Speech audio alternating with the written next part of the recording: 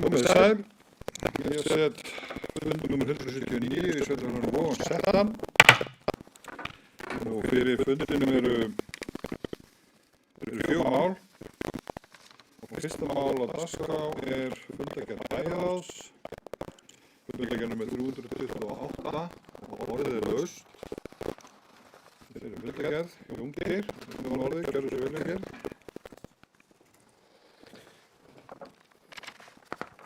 Forseti, bæjarfulltrúar, ég held ég ætti aðeins að minnast hérna á mál 1.10 sem er hjólreiðastígur. Ég hef oft rætt hér hjólreiðastíga, það er annars að einhverjar yfir Stapann og fleiri. Nú skulum við bara vona hér, eins og bæjarráð leggur bókaldið þarna við þennan lið, að það samþykkir þessa 400 metra þarna, sem að þessi hjólreiðastígur mun vera hér innan sveitarfélagsins, en bendir jafnótt að afla skuli samþykkis annarra landeigenda. Mér finnst náttúrulega alveg sjálfsagt að aðrir landeigendur sjáu sóma sinn í því að leyfa þetta þarna yfir og jafnframt að það verði náttúrulega hér hjólreiðastígur niður í Voga eftir þeirri leið sem við höfum áður rætt en eitthvað hefur gengið illa að gera. Nú síðan að það aðeins að minnast á styrktarasjóði Brunabótafélagsins eða 1.13.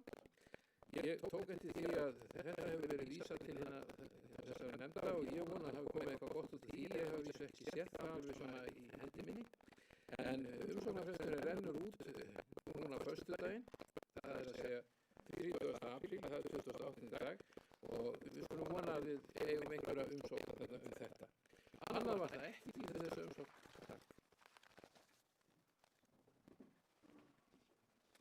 Já, takk fyrir það Jóngeir, Bergur, þú erum orðið, gjörðu svo vel.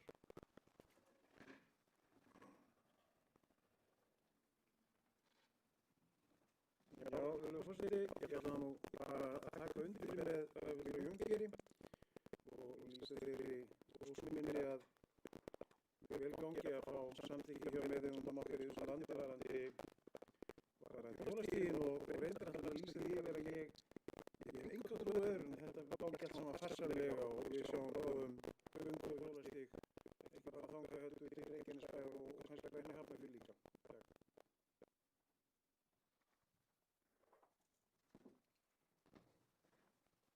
Takk fyrir þetta, Bergur, Björn, þú erum orðið, gjörðu svo vel.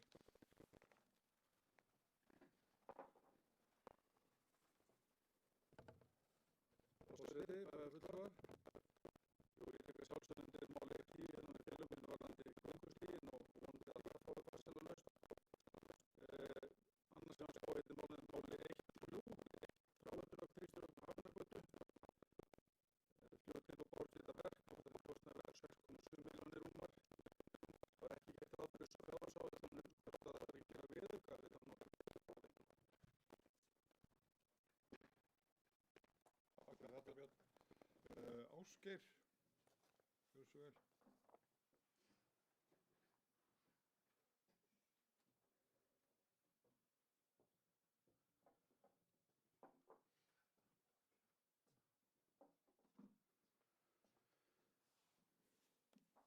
Forseti, ágætu bæjarfulltrúar, sem svar við þessari fyrirspurn að þá var ákveðið að þegar það var boðið út þetta verk að líta svo á að við erum með stóra fjárveitingu í fráveituframkvæmdum í ár sem að er ekki komin heildarmynd á.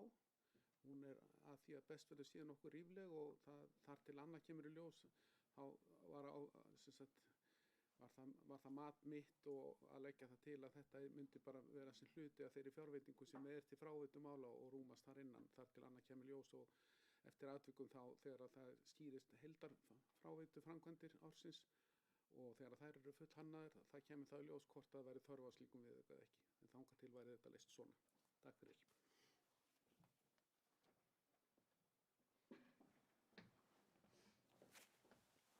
Takk fyrir þetta, Ásgeir.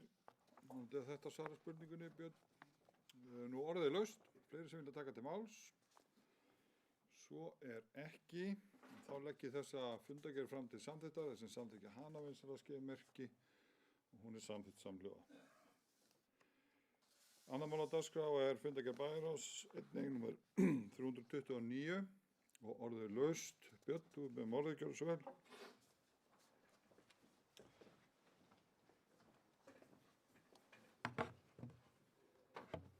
Forseti, bæjarfulltrúar.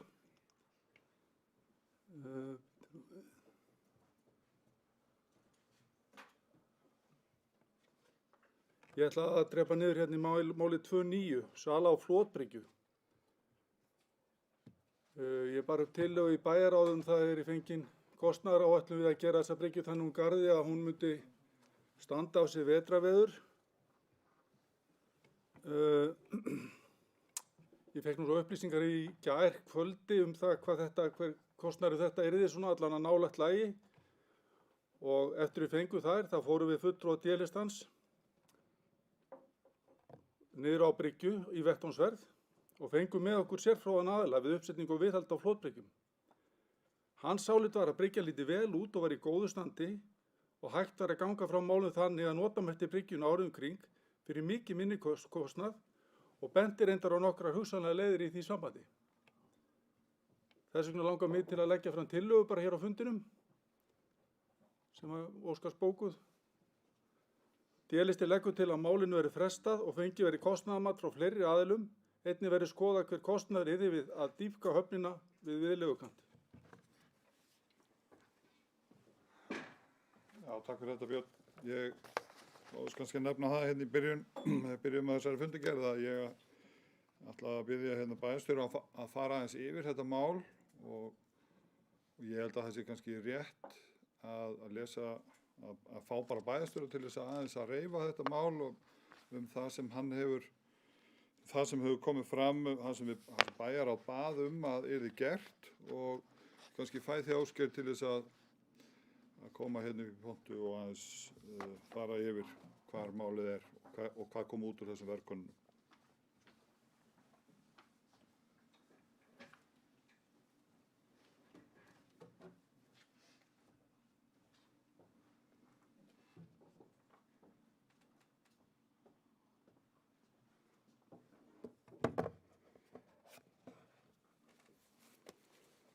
Forseti, ágætu bæjarfulltrúar. Ég sendi öllum bæjarfulltrúum í morgun minnisblað, stutta samantekt þar sem ég vona að hafi stílað sér.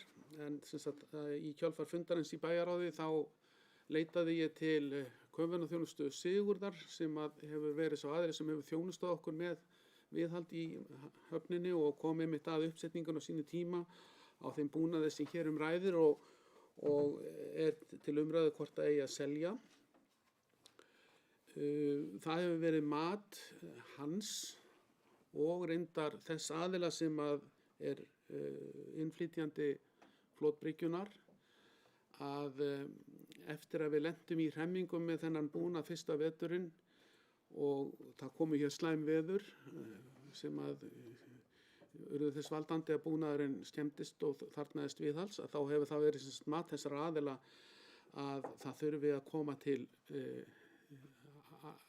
annarkvort þurfi að taka upp búnaðinn og hann sé ekki hafður niðri eða í notkun yfir veturinn eða þá eins og nú kom fram þegar ég hafði samband við hann að þá það mat þeirra beggja að flotbryggjan þurfa að vera stærri og þá sem sagt liggur það fyrir að ef að svo að þá það áætlun þeirra að sirka 5 milljónir kosti slík flotbryggja fyrir utan vask og þar að auki þá mætti gera ráð fyrir 1,5 til 2 milljónum króna í kostnaði við uppsetningu eða niðursetningu, hvernig maður á að kalla það, það er að segja koma búnaðinum á staðinn og í notkun, og það er einnig án virðisaukaskatts. Síðan var þá gert ráð fyrir einhverjum ófyrirsíðum liðum eins og er nú vafalaust ráðlegt að gera í framkvæmdum sem þessum að fenginni reynslu, og þannig var komið upp í töluna cirka 10 milljónir með virðisaukaskatti sem að þetta myndi kosta. Og við ræddum líka það hvort að það væri hægt að fara með búnaðinn, þar að segja bæði flotbryggjuna og þá landganginn sem að er festur við bita á veggnum á bryggjunni, hvort það væri unnt og framkvæmilegt að fara með hann innar til þess að fá meira skjól fyrir veðrum. Og þá er það upplýst að þar er kannski dýpi ekki nægjanlegt, og eins og bæjarfulltrúi Björn kom hér inn á að þá þyrfti hugsanlega að fara í að dýpka þann hluta hafnarinnar, og ég hef sem sagt ekki á taktinum upplýsingar hvað slík aðgerð myndi kosta, og þarf þá að fara í að afla slíkra upplýsinga og eins og hér er komið fram í tillögum að óska sér eftir. Já, þetta er nú svona í meginatriðum held ég staða málsins.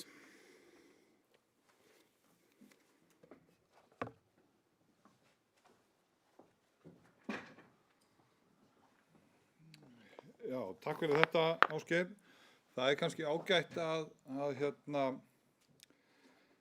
þar sem að þetta er eitt af 3 málum sem við þurfum að greiða sérstaklega, samþykkja sérstaklega eða hafna í þessari fundagerð, þar sem þetta er eitt af svoleiðis 3 málum, að við kannski bara stöldrum við þetta mál og reynum að klára það. En nú er þetta komið upp sem Ásgeir var að segja, og þið fenguð einmitt minnisblað það í morgun. Þannig að þeir sem hafa beðið orðið er Jón Geir sem bað orðið áðan, og svo Bergur. Þannig að Jón Geir, gjörðu svo vel. Við skulum kannski halda okkur bara við þetta mál til að byrja með. Ágæti forseti, bæjarfulltrúar, ég skal gera það, en þá náttúrulega kannski fæ ég auka möguleika á því að koma upp hérna, því að menn með bara koma upp tvisvar ekki sett þegar ég mun fjalla einhver annar mál. Ég ætlaði nefnilega að fjalla miklu fleiri mál heldur en þetta, en við skulum þá bara taka þetta eina mál fyrir. Nú, þetta mál kemur náttúrulega þannig upp að til okkar, eða sent til bæjarráðs að það er óskum það að selja þennan búnað sem þarna er. Nú, það er nú þegar einhvern veginn skilst mér sýndist það á minnisblöðum og því sem fylgdi með þessu, að kostnaðurinn við þetta sem að nú þegar er búið að gera þarna sé kannski 5 milljónir, eitthvað svoleiðis. Kostnaðurinn við að setja niður þessa flotbryggju á sínum tíma, og svo er náttúrulega þessi kostnaður alltaf að taka hann upp og setja hann niður sem er 300.000 hvert skipti, en hitt var náttúrulega líka, það voru þarna 2 reikninga með þessu sem að ég fekk einhvers staðar 4,5 milljónir út af, en það getur verið að sé eitthvað meira. En það er kostnaður sem nú þegar er fallinn á þetta sprotaverkefni. Og auðvitað er þetta sprotaverkefni náttúrulega dálítið spennandi að því leyti að þetta er svolítið öðruvísi og nýtt, og það eru einstaklingar hérna í sveitarfélaginu. Aftur á móti þá kom þetta á mjög slæmum tíma, þannig að þetta hefur nú ekki nýst svo mikið, þannig að manni skilst. Sveitarfélagið hefur ekkert fengið upp í þennan kostnað sem að það lagði í þetta.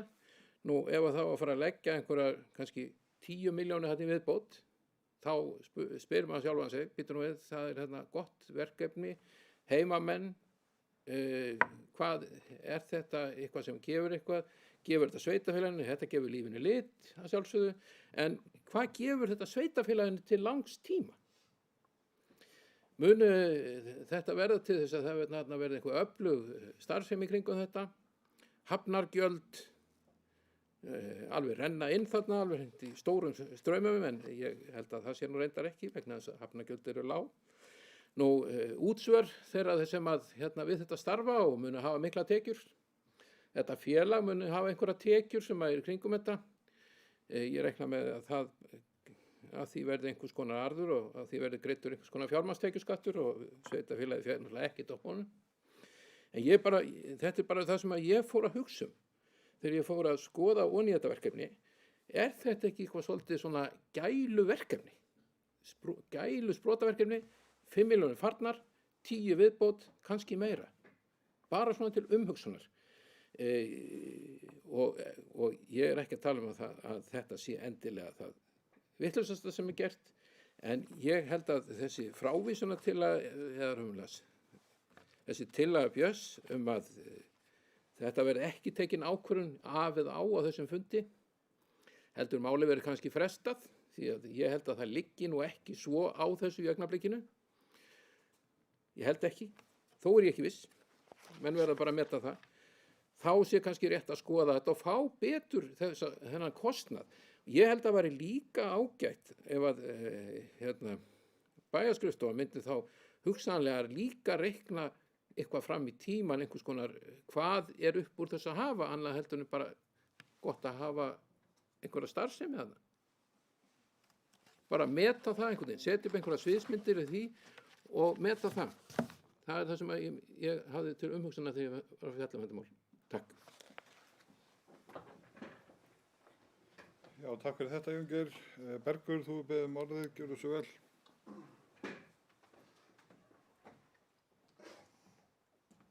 Já, virðulegur forseti, mér langar til þess að varpa fram spurningu til bæjarfulltrúa Björns. Hver er hinn sérfróði aðili sem að vill nú ráða sveitarfélaginu heilt og gera það sjálfsagt? Og hversu miklu minna en 10 milljónir reiknar sá sérfróði aðili með að þetta komi til með að kosta? Það verður gott að fá okkur svona vísbendingu í þá átt. Bæjarfulltrúi Jón Geir óskar eftir því að bæjarskrifstofa reikni út með einhverjum hætti væntar tekjur af þessu verkefni til framtíðar. Ég veit ekki hvort það er hægt, nú man ég ekki allir hafnargjöldin af þessu skipi sem að nýti þessa aðstöðu. Nær sjálfsagt ekki 100.000 krónum á ári eða hvað? Rétt rúmar 100.000 krónur á ári. Það eru sem sagt hafnargjöldin. Ég veit ekki hvort að það er einhver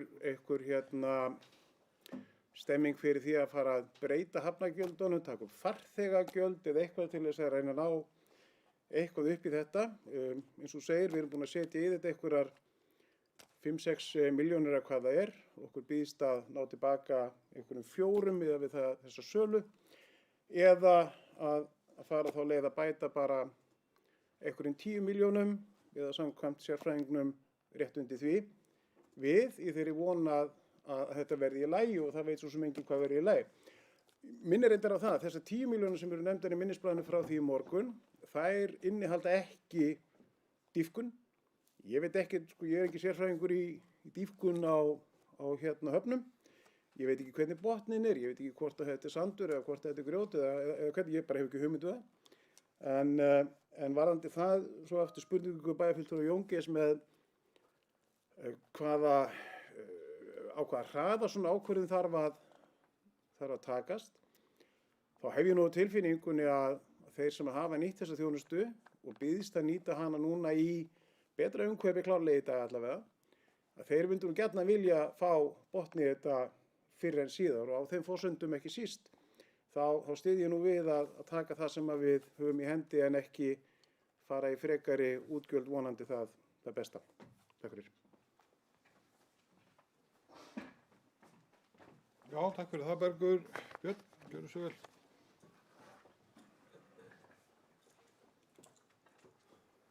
Forseti bæjarfulltrúar, svo ég svari nú bæjarfulltrúa Bergi, þá heitir þessi sérfróði maður sem að mætti með okkur niður á höfn í gærkvöldi eftir að fengum þessar tölur uppgefnar, Árni Sigurpálsson, og hann hefur unnið við uppsetningu á flotbrekkjum og viðhaldi síðustu 20-25 ár.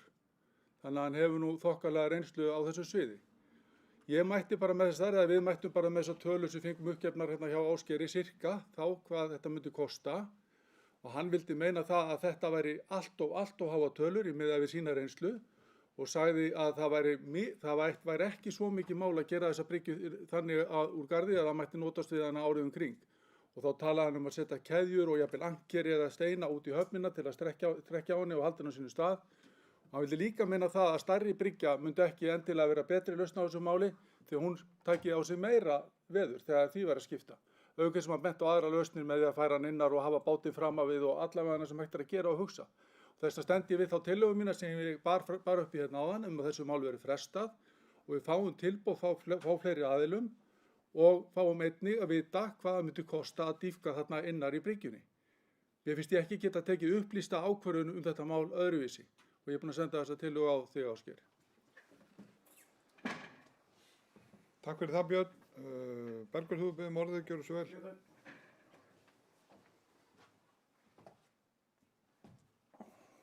Virðulegi forseti.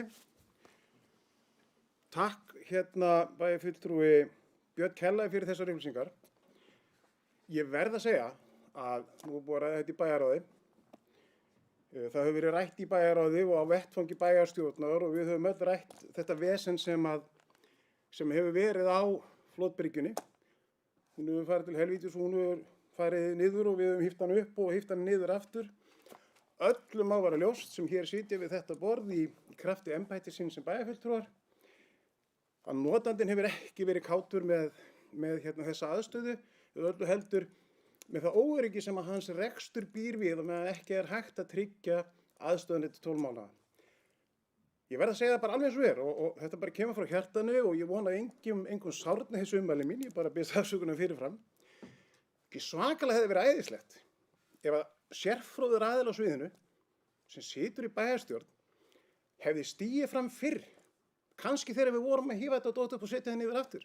Ef hann hefði stigið fram fyrr áður en bæjarstjórnarfundin er haldið þar sem að taka ákvörðun við akkúrat þetta, ef hann hefði komið fram fyrr og sagt, hei, vitið þið hvað, ég veit allt um flotbryggjur, ég veit allt um það hvernig á að redda þessu, ég veit allt um það hvernig við getum gert þetta, þannig að þetta hangi ekki bara árið út, heldur bara áratuginn þess vegna ef að því er að skipta.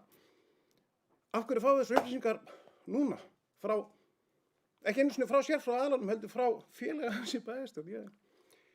Ég hreinlega verð að segja, þetta eru mér mikil vonbrigði að þetta sé svona. Við segjum stundum ég er ekki sérfræðingur í þessu, ég er ekki sérfræðingur í hinu, við gerum okkar besta. En það er dálítið dapurt ef við nýtum ekki þá sérfræðiþekkingu sem við höfum yfir að búa til þess að bæta rekstur sveitarfélagsins og hag bæjarbúa hvort sem þeir eru í rekstri eða ekki. Takk fyrir. Takk fyrir það, Bergur. Björn, gjörðu svo vel.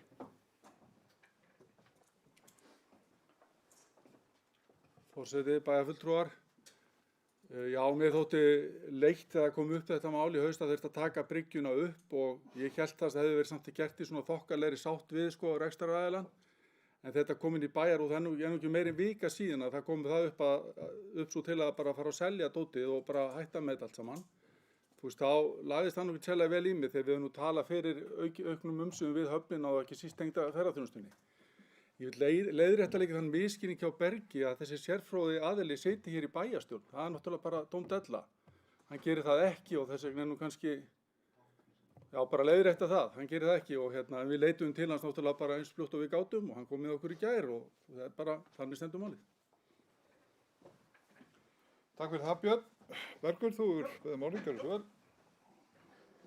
Ég kem hingað bara auðmjúkur og biðst innilegar afsökunar. Þetta var ég sneri nöfnunum við. Það veit ég hvað þú heitir, Sigurpáll Árnason, ekki Árni Sigurpálsson. Ég bara biðst innilegar afsökunar. Ég ætlaði ekki að draga pabbaðinn inn í þetta með þessum hætti. Bara sorry.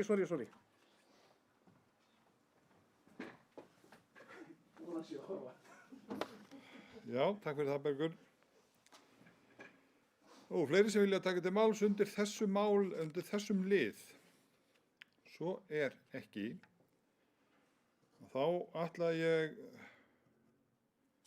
Þá er tillaga frá D-lista að fresta afgreiðslu málsins. Nú, hins vegar er hitt, það er það að selja búnaðinn. Við þurfum að taka ákvörðun um það.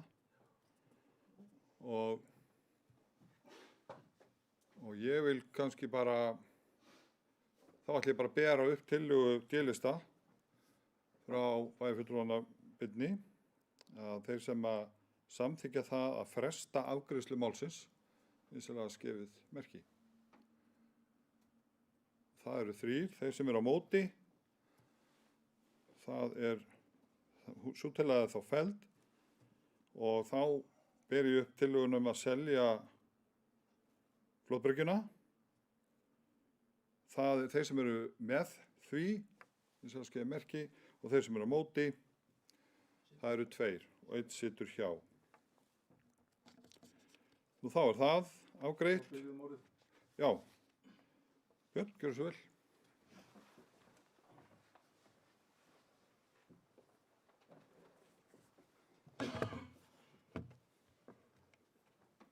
Já, forseti bæjarfulltrúar. Ég verð að segja það, mér finnst það mjög dapurlegt að selja þessa bryggju hérna núna og öllu sem henni fylgir undir lok COVID og ferðaþjónustan gæti farið að blómstra. Að láta frá okkur eina vaxtarbrotin sem hérna niður Höfn og ef þessi útgerð hefði gengið vel hefði væntanlega fleiri komið hér að og byrjað með rekstur. Þetta svo stuttið annað eins og til dæmis þess tjaldstæði hérna, búðina, vaxandi rekstur og ferðamenn hér í framtíðinni. En við komum ekki til með að njóta þess. Ég ætla þá að koma hérna með bókun sem ég ætla að setja við þetta mál.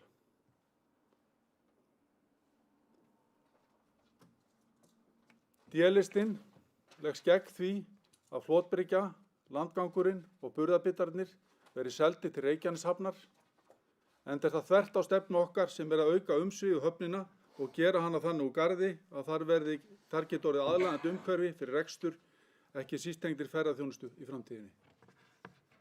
Ég sendi þetta á þau, Óskar. Takk fyrir þetta, Björn.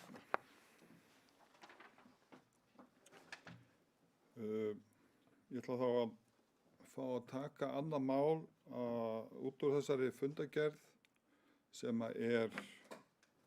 mál nr. 25 sem Indalur 2 verslunarhúsnæði. Þess að fá að tölvuna mína hérna.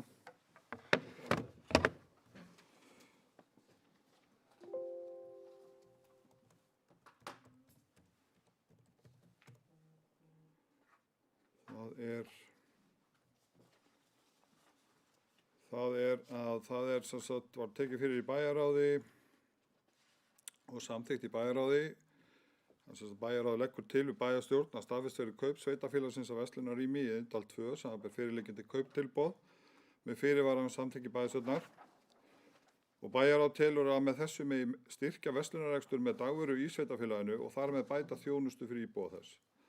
Bæjarráð lítur einnig svo á að hér sé að ræða fjárfestingu til framtíðarnota fyrir sveitafélagið og bæjarráð leggur til að húsnæði verði boðið til leigu til verslunarreksturs. Þetta er bókun bæjarráðs og ég ætla óska eftir því að við tökum þetta mál svona aðeins út fyrir siga úr fundargerðinni og ræðum það og reynum að klára það áður en að við ræðum annað í fundargerðinni. Ég gef svo bara orðið laust við hana á eftir. En þetta er til umræðu núna og bæjarfulltrúi Jóngir hefur beðið um orðið. Gjörðu svo vel, Jóngir.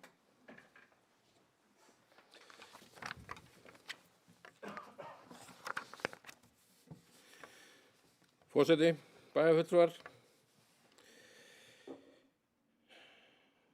Þetta mál var tekið fyrir hérna í bæjarráði daginn og afgreiðslan var eins og forseti fór yfir hér og las hér áðan.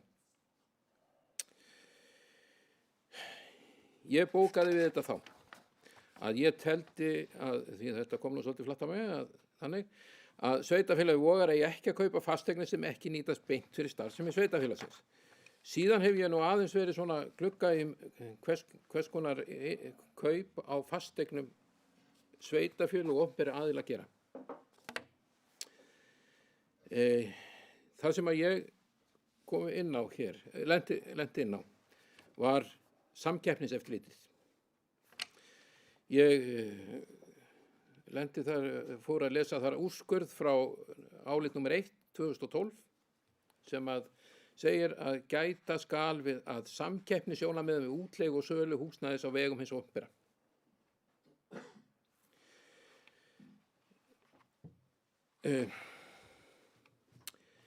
Það er náttúrulega þannig að hið opinbera, það bæði þá ríkið og sveitarfélög, það er náttúrulega hugsun í þeirra rekstri og fjárfestingum að kaupa ekki eignir sem að ekki eru til nota fyrir þann rekstur sem að þeir eru með. Og það segir til dæmis hérna orðrétt, svo ég ætla nú að fá að kvóta aðeins úr þessari þessu áliti samkeppniseftirlitsins, því að það á við hérna þetta mál, að með leyfi forseta, að hér er sagt að samkeppnisráð bendir á til að inna að hendi þau verkefni sem sveitarfélaginu, það er að vísu verið að tala svolítið öðruvísi í máli, en það er samt leigusamning Fjarðarbyggðar á Egilsbúð, sem er náttúrulega ekki kannski ósvipað. Þá segir samkeppnisráð bendir á að til að inna af hendi þau verkefni sem sveitarfélaginu annarkvort skylt að annars samkvæmt lögum að sveitarfélaginu hefur grundið heimils að ákveða við held að þá beri sveitarfélaginu til að verðlegu þjónustuna huga öllum kostnaðarþáttum og gjöldum sem viðkomandi húsnæði tengja, þannig að ekki sé undir verðlagningu ræða. Þetta var þetta. Svo förum við í lagaumhverfið og þetta er til dæmis umboðsmaður Alþingis, hann hefur fjallað þetta og það er nefnt það hérna, og hér er tilmæli til opinberra aðila og ég held að við ættum aðeins að hlusta á það, að til þess að tryggja jafnræði keppinauta og til að koma í veg fyrir mögulega mismunun og samkeppnishindrun er það mat samkeppnisaðila og opinberum aðilum ber að auglýsa opinberlega eða jafnvel bjóða út formlega sölu og leigu húsnæðis, fasteigna og annar rekstramuna.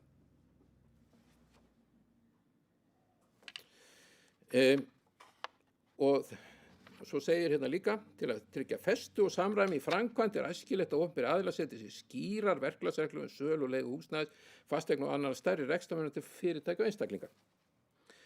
Og svo er náttúrulega, svo ef við tökum þetta hérna í loka álitið, þá er það álit samkeppniseftirlitsins í lok þessa álits að samkeppniseftirlitið beinir þeim tilmælum til opinberra aðila, hvort sem er á vettvangi ríkis eða sveitarfélaga, að þeir leiti tilboða í hlutlægu málefnalegu og gagnsæju ferli þegar húsnæði og önnur takmörkuð gæði eru seld eða leigð út til aðila sem stunda samkeppnisrekstur.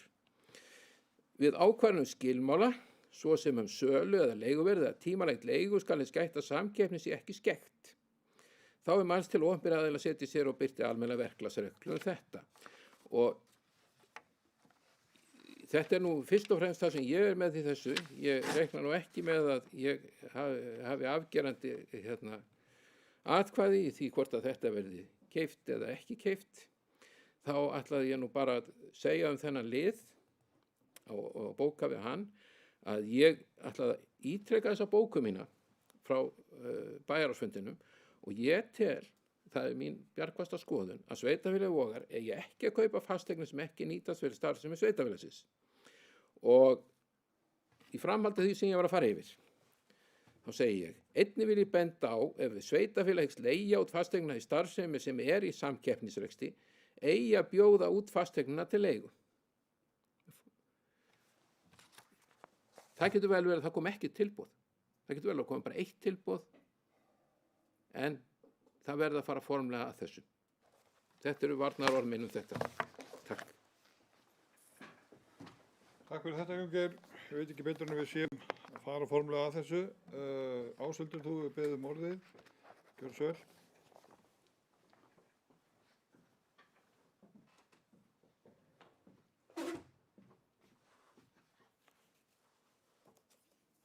Já, forseti, mér langaði að ræða aðeins þetta mál og málflutning Jón Geirs í þessu máli. Mér finnst aðeins látið í því veðri, í það svona skína að við séum að hyggja á einhver undirboð eða eitthvað ólöglegt sem er alls ekki, heldur er bara staðreyndin sú að eigandi þessa húsnæðis vill selja.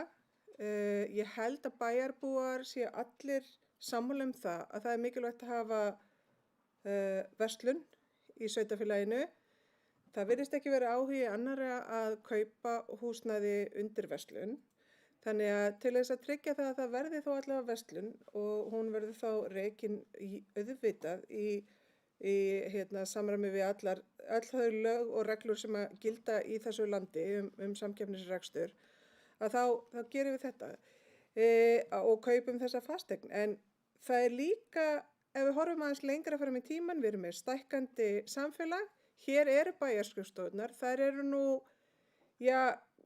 kannski rúma þá starfsemi sem er núna, en þegar bærinn hefur stækkað og íbúum fjölgar og hugsanlega verður búið að byggja annað verslunarhúsnæði hér, þar sem að rekin verður dagvöruverslun, þá er bara einstaklega gott fyrir sveitarfélagið að eiga þetta húsnæði sem er í sama húsnæði og bæjarskrifstofan. Þannig ég lít nú á þetta sem framtíðar fjárfestingu og þarna sé farið vel með peninga skattborgarana og að það sé bara gott að geta hort á margs konar notagildi hússins, bæði það sem þörfin er fyrir núna og það sem þörfin verður fyrir í framtíðinni. Takk fyrir. Takk fyrir það, Ásthildur. Jón Geir, gjörðu svo vel. Forseti, ágætu bæjarfulltrúar.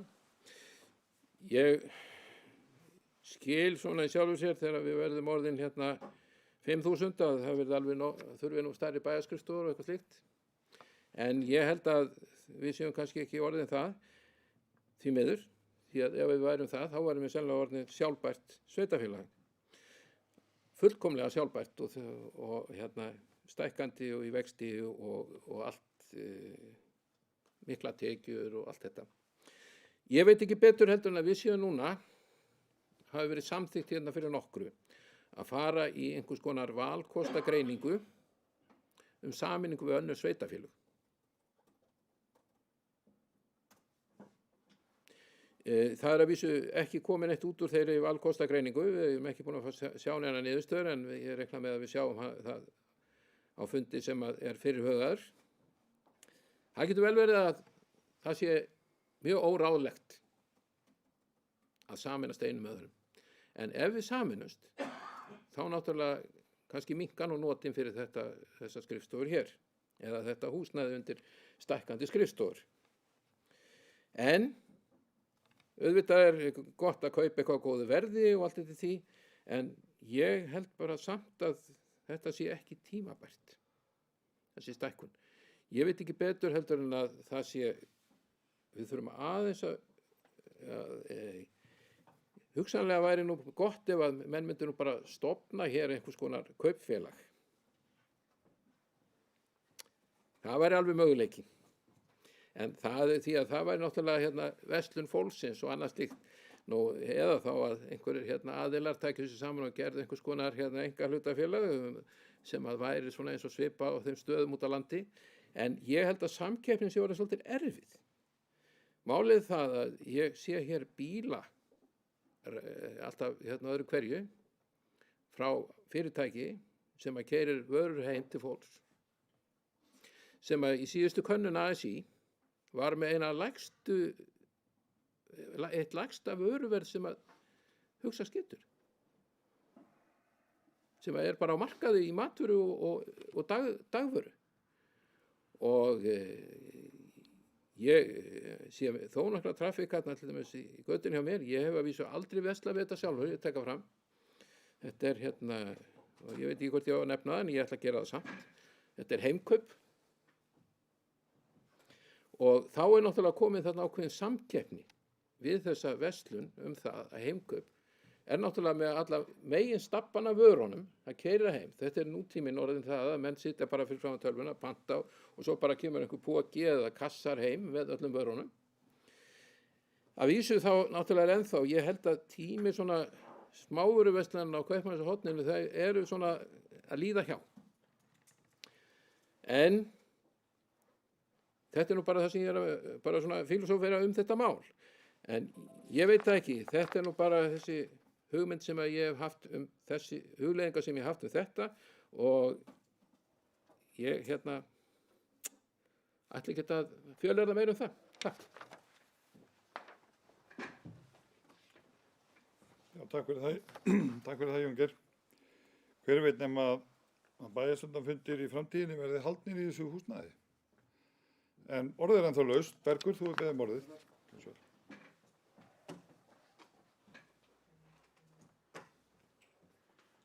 Já, virðulegi forseti, þetta var áhugavert. Nú,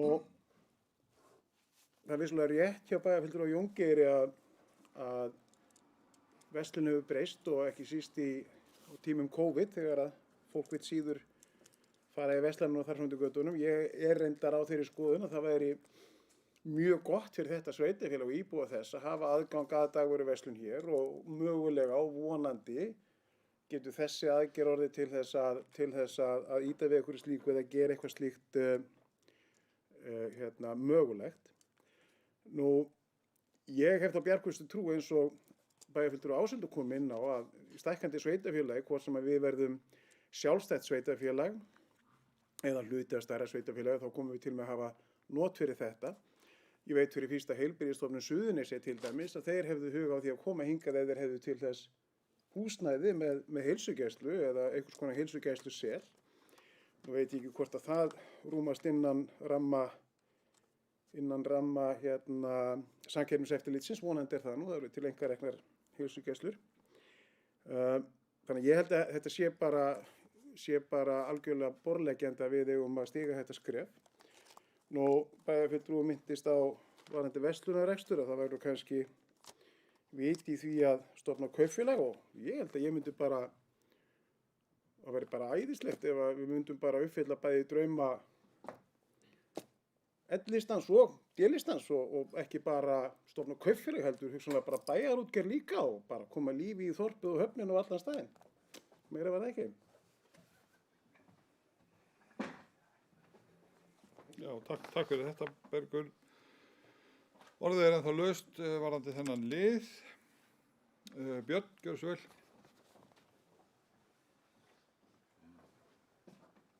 Forseti, bæjarfulltrúar, ætli verðum að bregðast aðeins við þessu. Það er nú svo sem engin draumur D-listans að stofna hér til bæjarútgerðar. Það er nú langt í frá.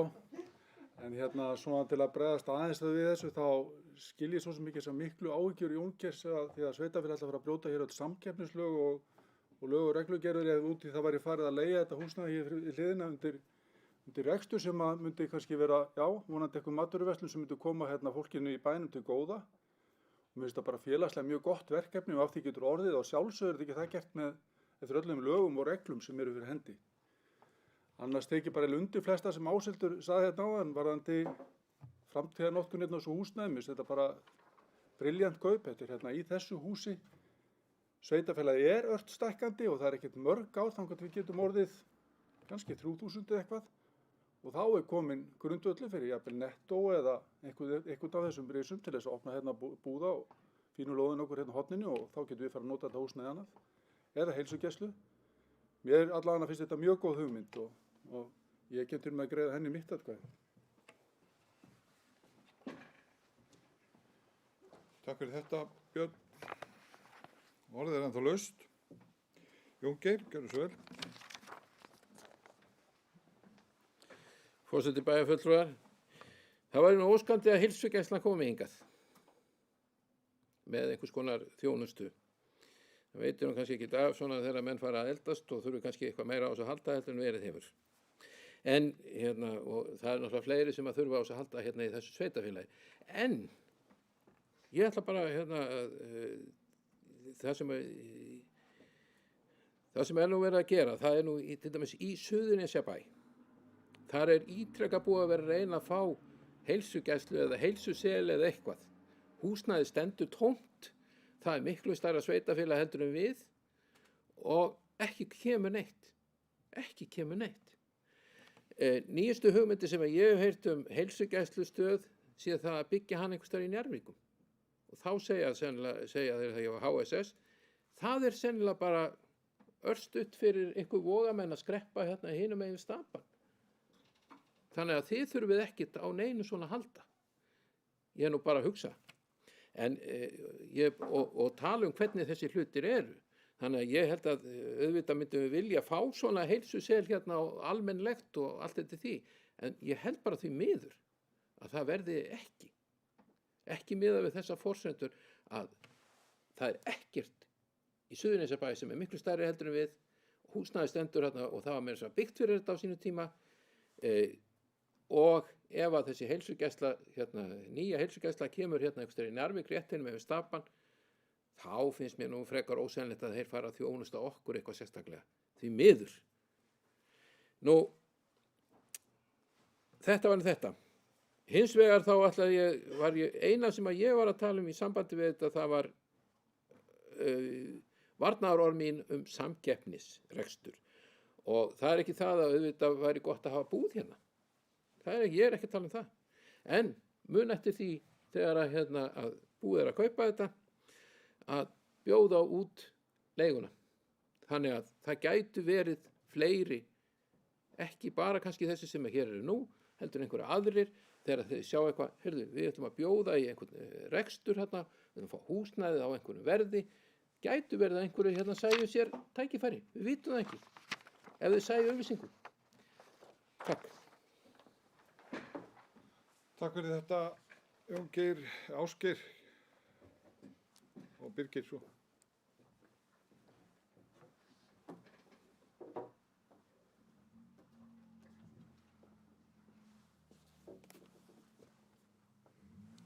Forseti og ágætu bæjarfulltrúar. Ég vil upplýsa bæjarstjórnina það að ég í reglubundnum samskiptum og á samtöl við forstjóra Heilbrigðisstofnunar Suðurnesja og rifja það hér upp að við höfum til skamms tíma, þar að segja fram að því að COVID-faraldurinn hófst, verið með læknismóttöku hér í bænum hálfan dag í viku og það hefur verið hér alllangt skeið, allmörg ár.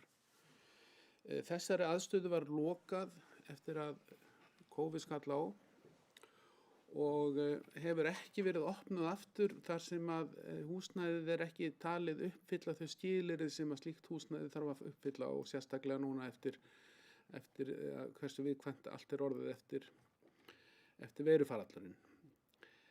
Forstjórinn hefur staðfest það við mig að það sé fjárveiting í rekstri HSS sem gerir ráð fyrir slíkri starfsemi hér áfram og það kannski reginmunurinn á því sem að á við okkur annars vegar og Suðurnesjabæ hins vegar, að það hefur ekki verið svona starfsemi og því ekki þar og ekki því fjárveiting hjá HSS til þess að rækja hana þar, en hún til staðar til þess að starfrækja hana hér. Og ég mun bara áfram halda mínum samtölum við forstjóran þetta mál og ég hef alveg merkt góðan áhuga þar á bæ, bæði í honum og framkvæmdastjóra lækninga að þessi þjónusta komist aftur á hér. Varðandi byggingu nýrar heilsugæslustöðvar í Reykjanesbæ, þá hafa mál þar þróast á þann veg að núna fyrir bara örfáum vikum síðan þá bauð velferðarráðuneytið annars vegar og Reykjanesbær hins vegar fulltrúum hér í landshlutanum í kynnisferð vegna þess að það var fram að því búið að gera ráð fyrir því að heilsugæslustöðin sem á að byggja í Reykjanesbæ yrði reist í innri Njarðvík og það að því leytinu til rétt sem hér hefur komið fram hjá bæjarfulltrúa Jón Geir. En þau mál hafa núna þróast í aðra átt og Reykjanesbær orðinn afhuga því að reisa þessa heilsugæslustöð í Njarðvík á þeim stað sem að þar stóð til að gera það. Því haldið til haga hvað það varðar að rýmið sé ekki eða landrýmið sé ekki nægjanlegt og aðstæður ekki heppilegar. Ég kann ekki að skýra það út nánar. En í skoðunarferðinni þá var farið Ásbrúarsvæðið og þar núna stefna tekin á að reisa heilsugæsluna. Það allavega í umræðinni. Þetta ekki í hendi og þetta bara ennþá í einhverjum ferli. Vildi bara upplýsa bæjarstjórnina þetta þannig að þeir hafi þá nýjustu upplýsingar þetta allt saman. Takk fyrir. Takk fyrir þetta, Ásgeir. Birgir, við beðum orðið. Ég ætla svo kannski bara að loka ætla að reikna með það að við kannski getum farið að klára þetta mál.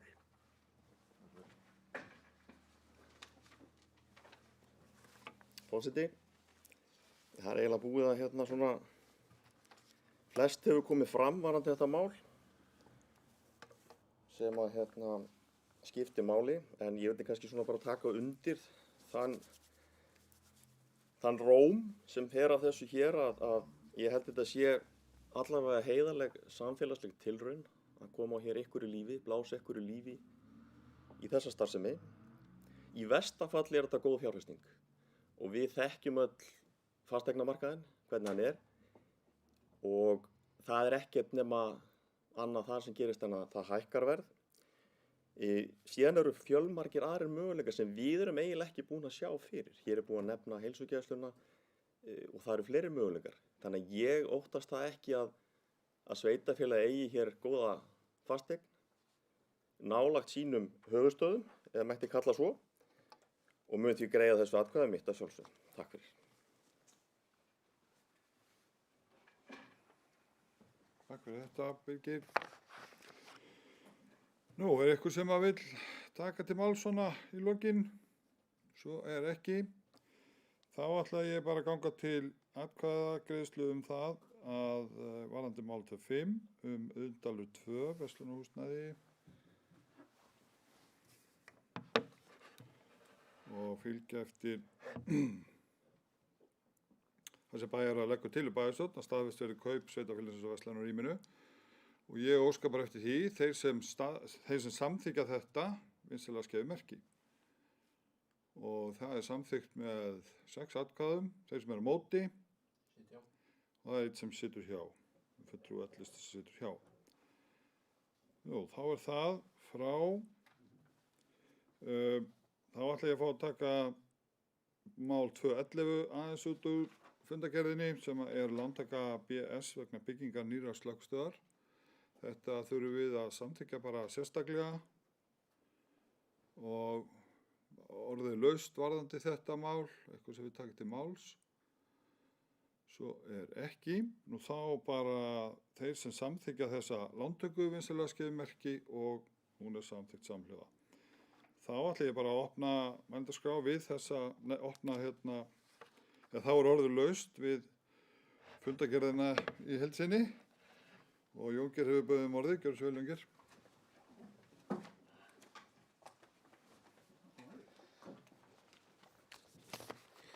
Forseti, ágætu bæjarfulltrúar.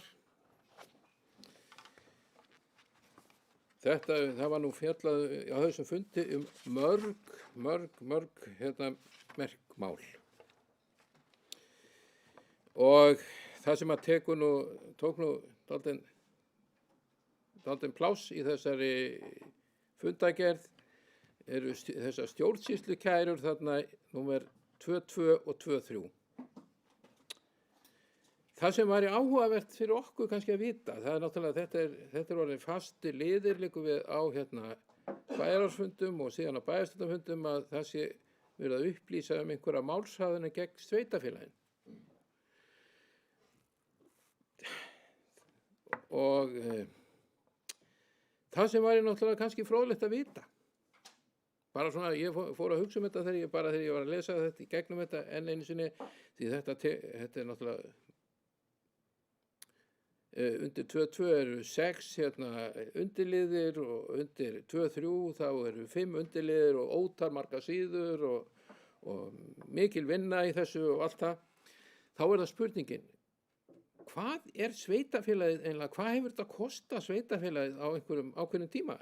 Það væri bara fróðlegt að vita það. Ekki það, ég held að það væri mjög fróðlegt að það væri bara tekið saman. Hvaða kostnað hefur sveitarfélagið borið af þessum málshöfðunum sem í flestum tilvikum sveitarfélagið hefur að vísu unnið. En unnið að því leyti að það hefur kostað það heilmikið að standa í þessu, að verja sig. Næsta mál.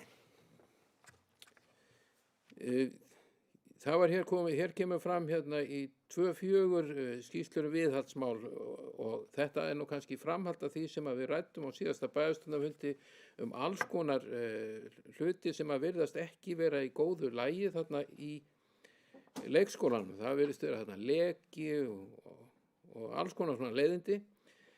Nú skulum við bara hérna horfa til framtíðar og segja hérna í haust verður þetta komið í lag. Ég vona að allir séu sammála mér um það.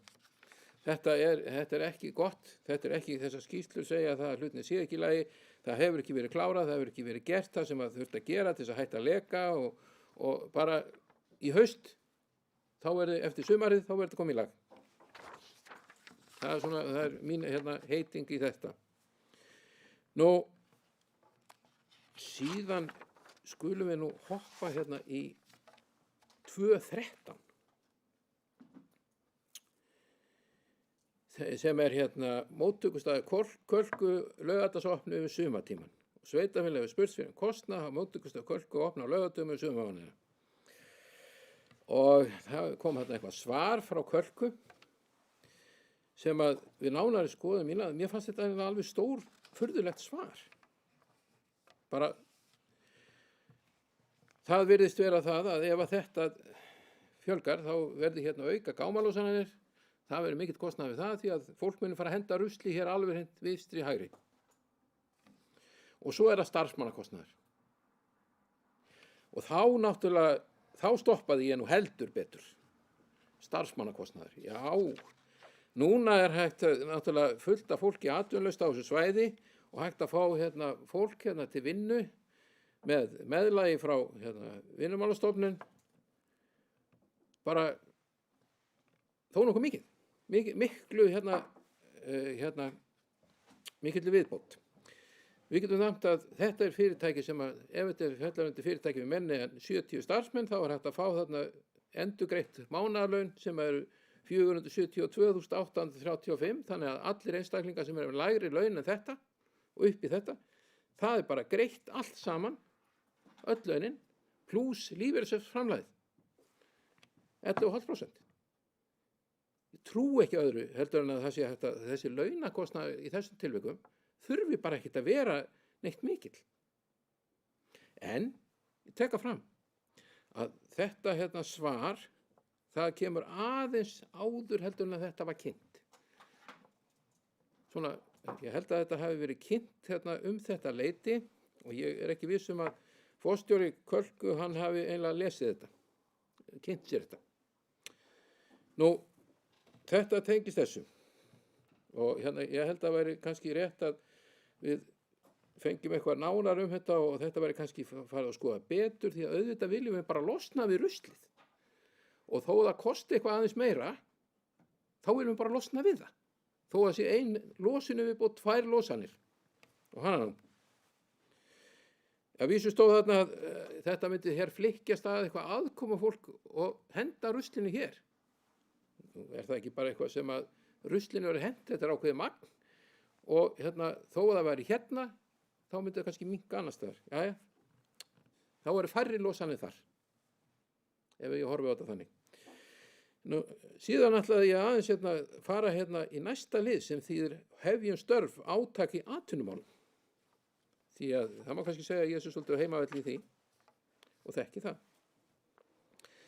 Ég hef margoft talað það hér á þessum vettvangi að hér þyrfti að ráða fleira fólk. Það þyrfti að ráða hér fleira fólk með meðlagi, með greiðslum.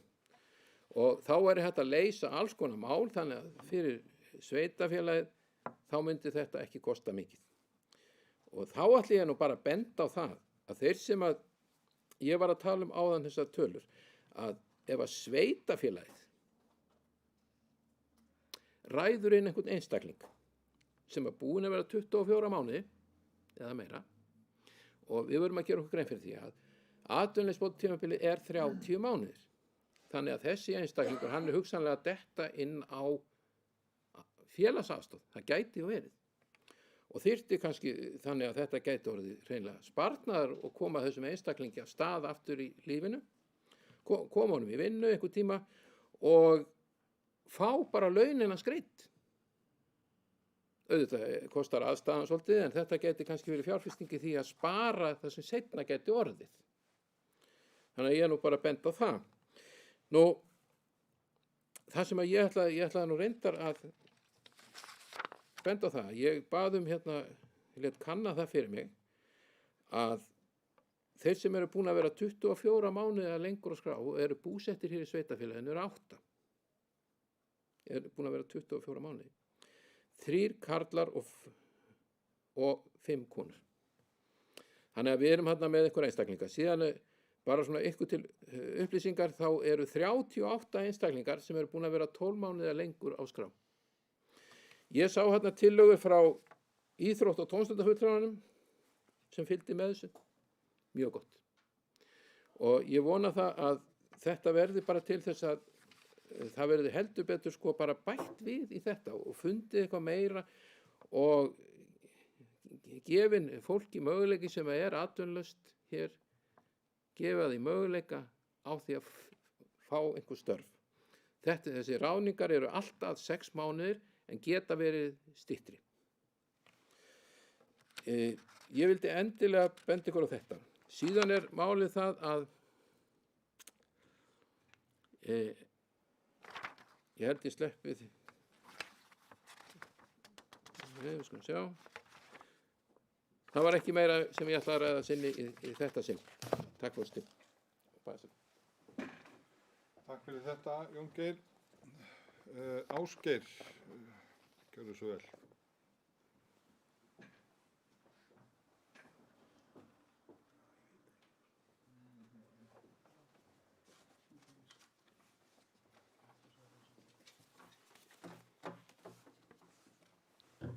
Forseti og ágætu bæjarfulltrúar, bara rétt til að upplýsa bæjarstjórnina það sem hér var rætt hjá síðasta ræðumanni, að sveitarfélagið hefur þegar ráðið 1 starfsmann á atvinnuleyfisskrá til starfa.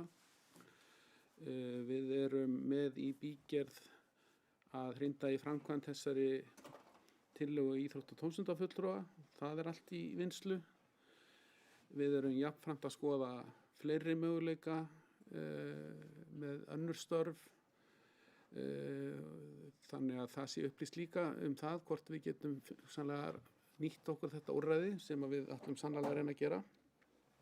Við höfum jafnframt fundað með félagsþjónustunni og farið yfir stöðu mála þar, sérstaklega með vísan til þeirra sem hafa verið lengi á skránni. Þannig að það er máli líka í skoðun og ég vil einnig þá láta þess getið þessu tengt að Vinnumálastofnun hefur úthlutað sveitarfélaginu 9 sumarstörfum fyrir námsmenn. Það er búið að auglýsa það á heimasíðunni og við bara vonum að það komi umsóknir það og við getum nýtt okkur það úrræði líka. Takk fyrir.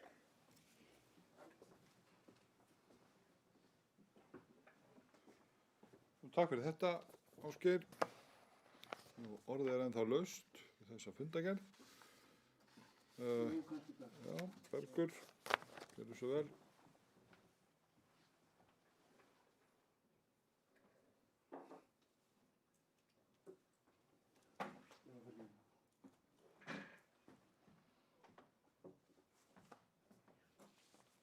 Já, virðulegur forseti, varðandi eiginlega bara þessa laugardagsopnun, eða fyrirspurn laugardagsopnun Kölku eða gámaplansins, og þá var það vissulega rétt hjá bæjarfulltrúa Jón Geir að það var alveg gott að losna við sorpið sitt og mörgum finnst það bara algjört grundvallaratriði. Ég minni samt á að það er opið á sunnudögum og flestir þeir sem að geta með einhverjum móti skipulagt sig að þeim dugar að fara á sunnudegi þó vissulega væri þægindi í því að hafa þetta opið alla daga vikunar. En árið 2020 voru 24 heimsóknir að meðaltali á sunnudögum. Árið 2019 voru þær 20 að meðaltali á sunnudögum. Þannig að það er ekki eins og það sé sjáanlegur skortur á þjónustuframboði þarna í Kölku.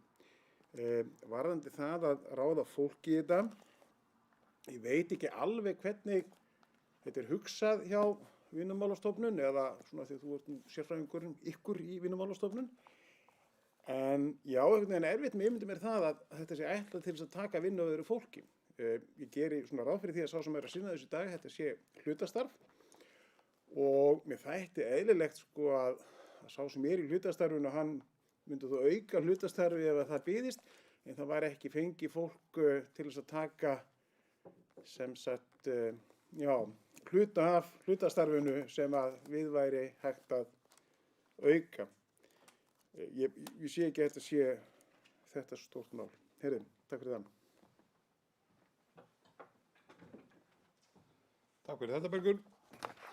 Já, Jóngeir, gjörðu svo vel. Forseti, ágætu bæjarfulltrúar. Sko, þetta er náttúrulega alltaf, sko, það er ekki verið að tala um að taka starf af einu með öðru. Þessi störf eru hugsuð sem viðbót við önnur störf. Þannig að ef að við fengjum til dæmis einn starfsmann, við skulum segja að Kalka réði einn starfsmann, þá getur nýtt hann í fullt starf, ekki endilega hér, heldur á fleiri stöðum. Og við skulum segja það að Kalka sé kannski með 50 starfsmenn og það bættu við 50 og kannski, 2 starfsmenn. Og þá myndi það kannski vera þannig að þessi starfsmenn, þeir gætu þá komið inn í aflýsingar og slíkt, því að það er ekkert, það sem hefur verið nýtt að vissu leyti hjá sömu fyrirtækjum að nýta þetta til aflýsingar til dæmis yfir sumarið. Líka það að námsmenn hafa náttúrulega farið í það og ég er mjög ánægður að það skuli vera komið hérna 9 sumarstörf og við skulum vona að þau verði kannski ekki ráðið öll vegna þess að það þýðir það að námsmenn hafa það gott og þurfi ekki á þess að halda, en við skulum vona að verði 8 allavega. Þannig að við sjáum aðeins borð fyrir báru og það sé þá eitt laust og málið sé það að með þessi að það sé bara störf annar staðar handa námsmennunum. En auðvitað þetta er mjög mikilvægt þetta námsmannaátak og ég held að hin átökin séu líka mjög mikilvæg. Ég er mjög ánægður að heyra að það hafi verið fundað með félagsþjónustunni einmitt um þennan vanda sem þarna er að kannski að koma. Við skulum vona að verði ekki, og hann verði raunverulega kannski leystur á þennan hátt. Ég veit ekki alveg hvernig störf þetta eru sem eru búin til, en eins og ég sagði, þessir einstaklingar sem þarna eru 8 og kynin eru 5, 3. Ég veit ekki meir. En það þyrfti þá einhvern veginn aðlaga þau störf að þau yrðu kannski einhver störf þá fyrir konur, jafnt sem kalla. Það hefur náttúrulega verið sagt að störf séu svolítið svona kynbundin, en ég held að kannski svona í nútíma þjóðfélagi þá sé það í raun og veru kannski ekkert orðið þannig lengur. En það er gott að þetta er í góðum farvegi. Ég hef stundum verið að nöldra yfir því að þetta hafi ekki verið nógu mikið nýtt hérna gegnum árin, en ég heyri það að núna þá erum við virkilega að hugsa um þetta. Takk. Takk fyrir þetta, Jóngeir. Fleiri sem vilja taka til máls? Svo er ekki. Þá legg ég þessa fundargerð fram til samþykktar með áorðnum breytingum. Þeir sem samþykkja hana við sér að skeiða merki. Og hún er samþykkt samhljóða. Þriðja mál á dagskrá er fundargerð frístunda menningarnefndar, fundargerð nr. 94. Orðið er laust og Björn Þúfi beðum orðið gjörðu svo vel og Áseldur.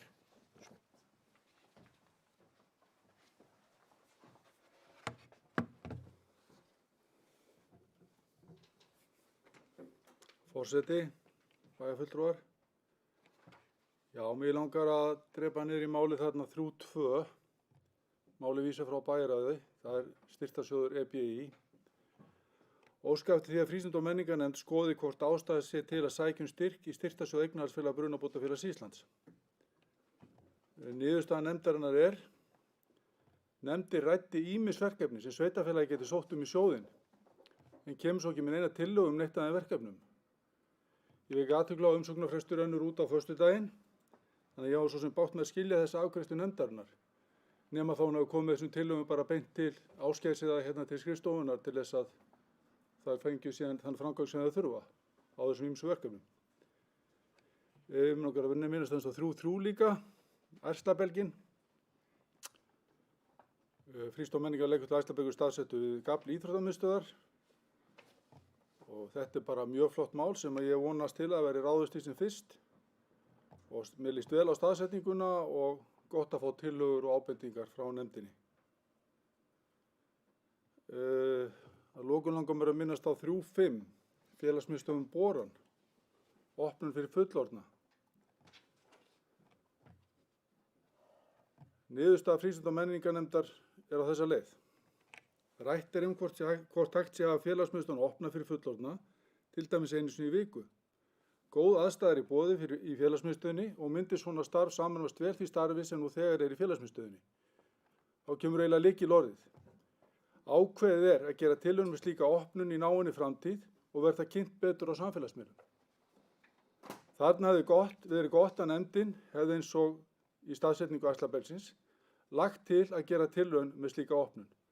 Því vissulega kemur slíka opnun til með að kosta og nefndin hefur að því sem ég best veit ekki ákvörðunarvald þegar slíkt að ræða.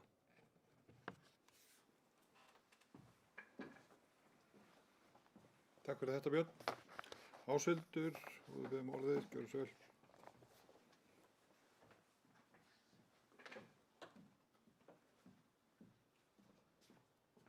Já, forseti. Mér langar að ræða aðeins varðandi Ærslabelginn.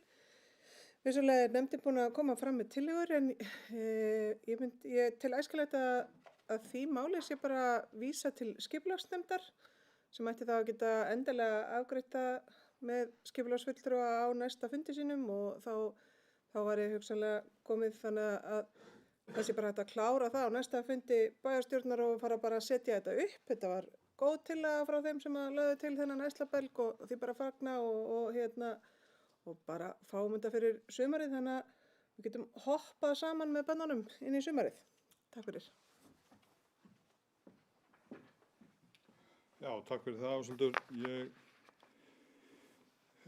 ætla að fá að bregðast aðeins við. Ég vænti þess að með tillögu í máli 3.5 sko, félagsmiðstöðin Boran opnun fyrir fullorðna að það sé nú einhverja heimildir sem að íþrótta- og tómstundafulltrúi hafi fyrir svona opnun. Ég reikna nú með því og leyfi mér nú eiginlega að segja að svo sé. Varðandi Ærslabelginn þá átti ég samtal við bæjarstjóra mitt og það er einmitt bara nú eru komnar, bæjarráð vísaði þessu til nefndana og það eru komnar tillögur og alveg rétt hjá Ásveldi að næsta mál er bara að vísa þessu til skipulagsnefndar og hún leggir til við bæjarráð og síðan að þetta vonandi verði samþykkt bara á næsta bæjarstjórnarfundi svo að verði hægt akkurat að fara að setja þetta niður. Jóngeir, gjörðu svo vel. Já, forseti, ágæta bæjarstjórn. Já, þetta er náttúrulega fínt að þessi Ærslabelgur verður þá komin í júní miðað við þetta. Hann kemur þá, ég reikna með að það verði ekki lengi verið að setja hann upp þegar hann kemur. En það sem að ég ætla nú ekki að tala um hann kannski mikið nema það fagnaði að hann sé loksins að koma og það þurfum endilega að drífa í þessu. Þá ætla ég aðeins að minnast á 3.1. Ég held að við að hérna í bæjarstjórnin ættum að senda þeim aðilum sem fengu þessi verðlaun með formlegum hætti hér árnaðaróskir með þau verðlaun sem að þau fengu þarna sem eru náttúrulega kirkjukórinn og Eigló.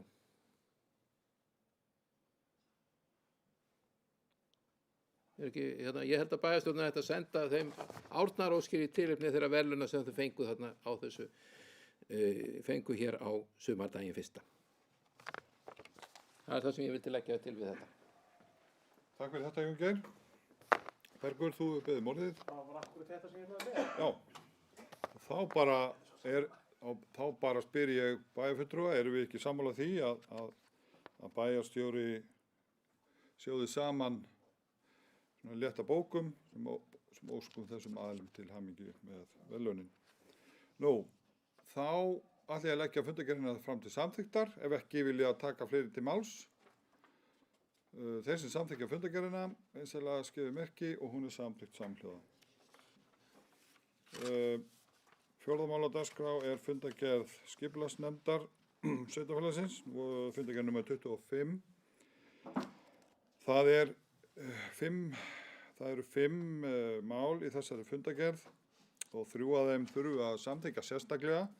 Það er 4.2, 4.3 og 4.5. Ég ætla nú bara að óska eftir því að við myndum kannski bara samþykkja þau öll saman. Þau eru öll svona, þetta varðar allt deiliskipulag. Ég les það bara upp á eftir, en áður en við gerum það, þá ætla ég að gefa bara orðið laust við fundargerðina og ykkur sem taka til máls. Björn, gjörðu svo vel.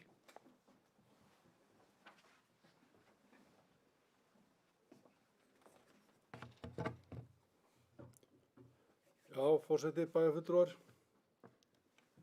Já, ég ætlaði nú kannski að hafa frekar orð á því sem er ekki á dagskrá þessarar fundargerðar.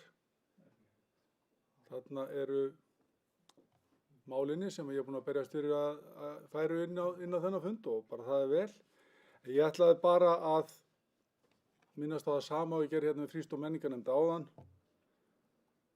og er ekki á dagskrá þessar nefndar og líkt og FMN var sem sagt erindi EBI vísað til skipulagsnefndar en málið ekki tekið á dagskrá þar. Ég spyr bara hvers vegna og vekur aftur athygli á því að umsóknarfresturinn er að verða liðinn.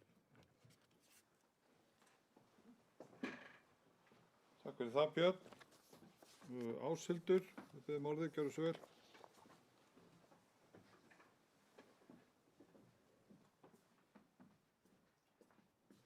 Forseti. Já, sem formaður skipulagsnefndar þá get ég upplýst að okkur var ekki, eða sem sagt mér var ekki kunnugt að þetta ætti að taka fyrir og það var eitthvað fyrirfarist því að við höfum nú ágætis vinnulag, ég og skipulagsfulltrúinn á því hvernig við undirbúum fundi, bæði geta náttúrulega þetta fundar nefndarmenn og óskaði eftir að eitthvað sé tekið fyrir og við gerum það.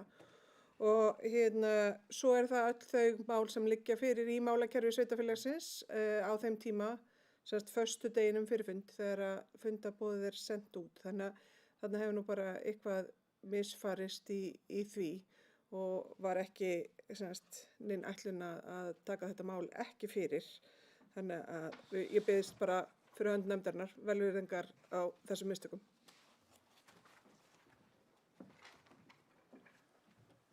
Takk fyrir þetta, Áshildur. Já, eitthvað hefur klikkað innanhús hjá okkur því ég man eftir því að bæjarráð óskaði eftir tilnefningu frá nefndunum. Það er rétt hjá byrni. Nú, við gerum lítið úr því. Það er enginn sem við taka til máls aftur eða undir þessari fundargerð eða hvað. Svo er ekki nei. Þá ætla ég að leggja til taka út mál 4.2 sem er, ég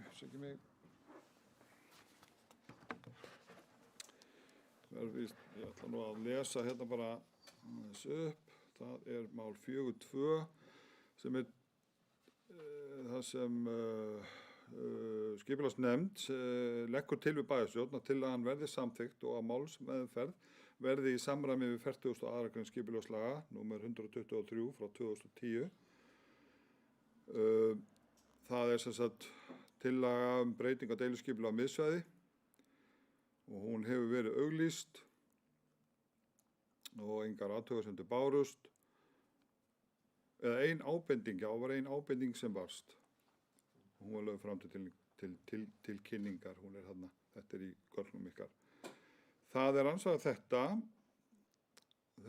er mál 4.2 og síðan er það mál 4.3 sem er til Grænuborg og Hrafnaborg, breyting á deiliskipulagi. Það kom þannig fyrir í fundi í skipulagsnefnd. Það er tillaga breyting á deiliskipulagi Grænuborgar, uppdráttur dagsett 18.2.2021. Tillagan hefur verið auglýst í samræmi við 1. málsgrein 43. grein skipulagslaga nr. 123 frá 2010 og athugasemdir bárust við að auglýsa tillöguna frá Magma-lögmönnum.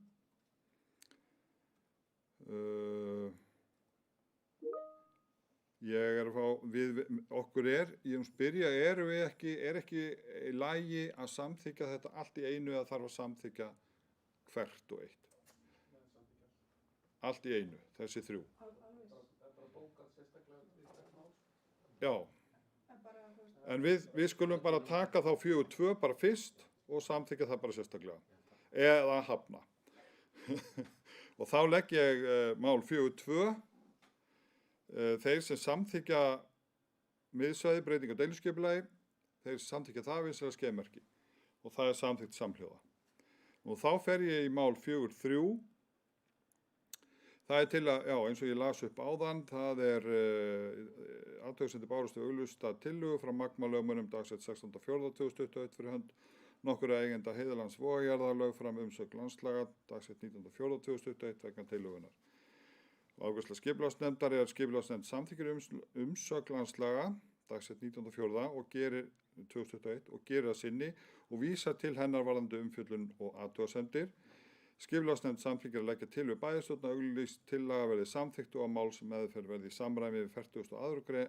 grein skipulagslaga númer 123 frá 2010. Nú, þeir sem samþykkja þessa breyting á deiliskipulagi í Grænuborg og Hrafnaborg vinstri skeiðmerki. Og það er samþykkt samhljóða og þá er það mál 4.5 sem er Stóra Vatnsleysa deiliskipulag. Það er tillaga deiliskipulagi eins og það kom fram í skipulagsnefnd, uppdráttur og greinargerð dagsett 17.2.2021 og tillagan hefur verið auglýst í samræmi við 1. málsgrein 43. grein skipulagslaga nr. 123 frá 2010. Og það er niðurstaða skipulagsnefndar. Það er að Sigurður H. Valdirsson skipulags- og byggingarfulltrúi og Andri Rúnar Sigurðsson nefndarmaður lýstu sig vanhæfa við umfjöllun þessa máls og viku af fundi og í þeirra stað tók á fundinum Atli Geir Júlíusson settur skipulagsfulltrúi í málinu og Jóna Kristbjörg Stefánsdóttir varamaður D-listans í skipulagsnefnd og Ásgeir Eiríksson bæjarstjóri tók jafnframt sæti og annaðist ritun fundargerðar. Afgreiðsla skipulagsnefndar er svona: auglýsingatíma fyrir deiliskipulagstillögu Stóru Vatnsleysu er lokið, 3 umsagnir bárust, bókun nefndarinnar vegna umsagna vegagerðarinnar, ekki er þörf á vegtengingu við reit L1, enda ekki gert ráð fyrir neinu byggingu þar. Samkvæmt aðalskipulagi sveitarfélagsins er heimilt að byggja 3 stök hús á lögbýlum sem hefur í för með sér að ekki verði leyft að byggja á reit L1. Skipulagsnefnd samþykkir jafnframt að leggja til að byggingareitur Hrafnagjár verði minnkaður, færður, þannig að hann verði að lágmarki í 50 metra fjarlægð frá vegi, samanber reglugerð númer 774 frá 2010 héraðsvegi og skipulagsnefnd samþykkir deiliskipulagstillöguna með áorðnum breytingum og leggur til við bæjarstjórn að samþykkja tillöguna og að málsmeðferð verði í samræmi við 42. grein skipulagslaga númer 123 frá 2010. Þeir sem samþykkja þetta vinsamlegast gefur merki og þetta er samþykkt samhljóða. Nú, þá ætla ég að leggja fundargerðina sem slíka, fundargerð skipulagsnefndar nr. 25 til samþykktar með áorðnum breytingum. Þeir sem samþykkja fundargerðina vinsamlegast gefur merki og hún er samþykkt samhljóða. Nú þá segi ég fundinum bara slitið við undirskrift.